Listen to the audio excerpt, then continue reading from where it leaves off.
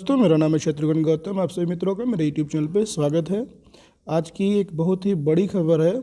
जैसा आप लोगों को पता होगा कि भारतीय स्टेट बैंक जो अपने भारत का सबसे बड़ा बैंक है, वो अपने कर्मचारियों को स्वैच्छिक सेवानिवृत्ति योजना, जिसको हम लोग वीआरएस कहते हैं, उसको देने की तैयारी कर रही है।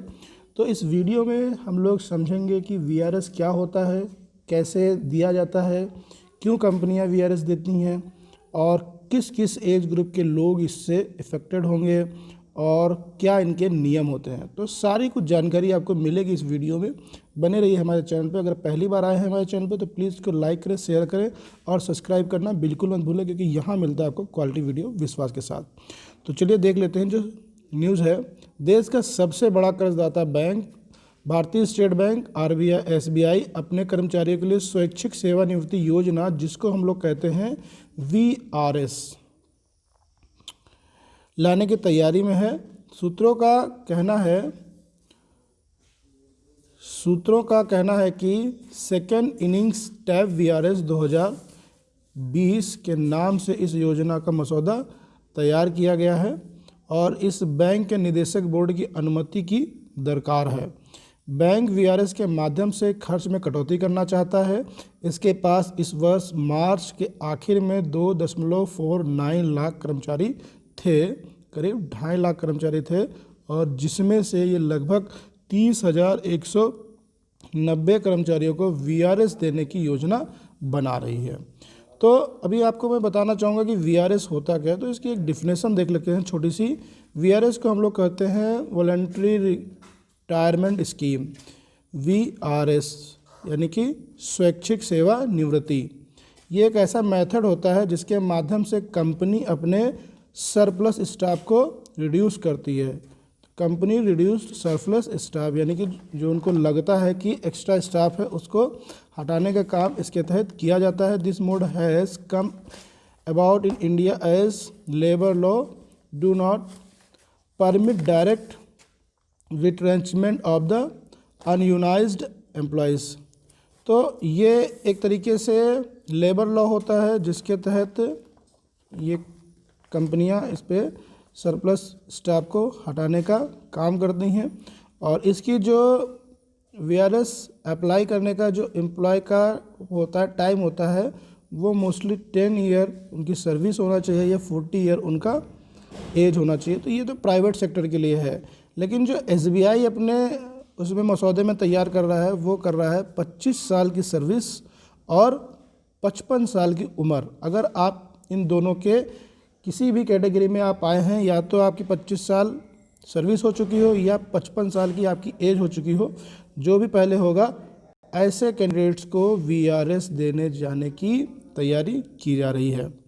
तो मसौदे के मुताबिक वीआरएस के माध्यम से बैंक अपने चुनिंदा कर्मचारियों को बाहर निकालने का सम्मानजनक रास्ता मुहैया कराना चाहता है, जिसमें वैसे कर्मचारी शामिल होंगे जो कैरियर के शीर्ष पर पहुंच चुके होंगे, प्रदर्शन के सर्वश्रेष्ठ स्तर को हासिल करने में सक्षम नहीं रहे होंगे, जिनके साथ कोई व्यक्तिगत समस्या है, या जो बैंक के बाहर अपनी निजी व पेशेवर जिंदगी का मुकाम तलाश करना चाहते हैं। यह योजना उन सभी स्थायी कर्मचारियों और अधिकारियों और कर्मचारियों के लिए है जिन्होंने 25 वर्ष से अधिक सेवा दी है या जिनकी उम्र 55 वर्ष के पार पहुंच चुकी है।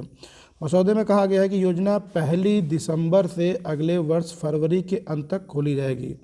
तो ये दिसंबर से फरवरी के बीच में 2021 में इसको स्टार्ट करने की योजना बनाई जा रही है।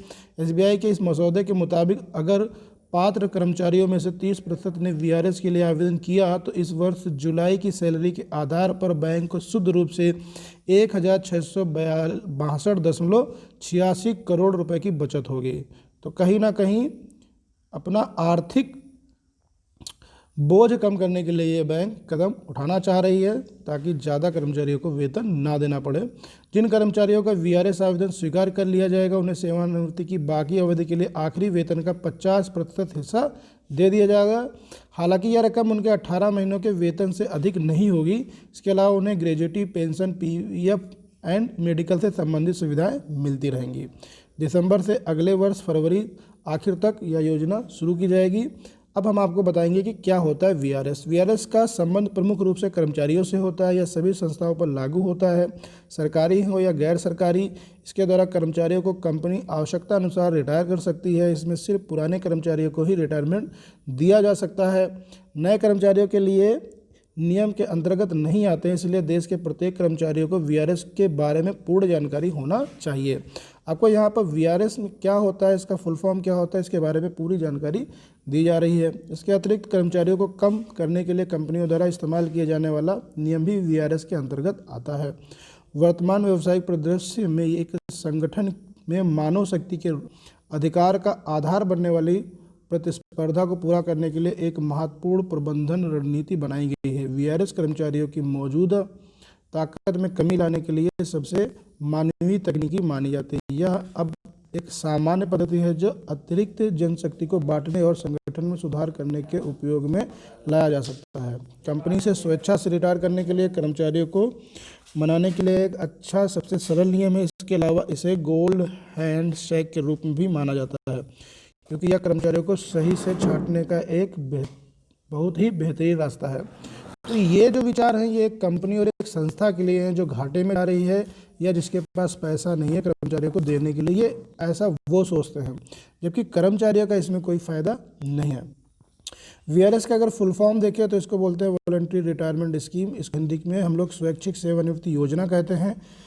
भारत में औद्योगिक विवाद अधिनियम 1947 छटनी के अंतर्गत प्रतिष्ठानों को बंद करके और कर्मचारी स्टाफ को काम करने के मामलों में नियोजकों को प्रतिबंधित करता है और इस प्रक्रिया के तहत बहुत से नियम बनाए गए हैं। कब यह नियम लागू होता है, चलिए इस पर भी थोड़ा सा बात कर लेते हैं। कुछ बताई जा रही परिस्थितियों में स्वैच्छिक सेवानिवृत्ति योजना का विकल्प चुना जा सकता है, जो इस प्रकार है। व्यापार में मंदी आ जाने पर यह लागू किया जाता है। व्यापार में बढ़ते कंपटीशन के कारण जब स्थिति में सुधार ना आए। दूसरा है विदेशी सहयोगियों के साथ संयुक्त उद्यमों के कारण। और अगला है कंपनी अधिग्रहण या विलय होने पर यह प्रक्रिया ली जाती है। उत्पाद और प्रौद्योगिकी को पुराने तरीके से चलाने के कारण भी होता है। जो इसके वीआरएस के जो नियम है, एक कर्मचारी जो 50 साल की आयु का हो गया हो और 20 साल की सेवा समाप्त या प्राप्त कर ली हो, जबकि एसबीआई में ये किया गया है कि 25 साल की आपकी सेवा हो और 55 साल आपकी उम्र हो। इसके साथ इसमें बाद में भी वीआरएस लेने के लिए सबसे पहले नियुक्त प्राधिकारी को प्रत्यक्ष रूप से एक नोटिस लिखकर 3 महीना पहले भेजा जाता है। फिर वीआरएस के लिए दी गई नोटिस नियुक्त प्राधिकारी द्वारा 3 महीने की नोटिस की एफडी प्राप्त होने की तिथि से गणना की जाती है। यह सूचना देने से पहले एक कर्मचारी को नियुक्ति प्राधिकारी को पूर्ण रूप से संतुष्ट करना रहता है कि वे अपने क्वालिफाइंग सर्विस को पूरा कर चुके हैं।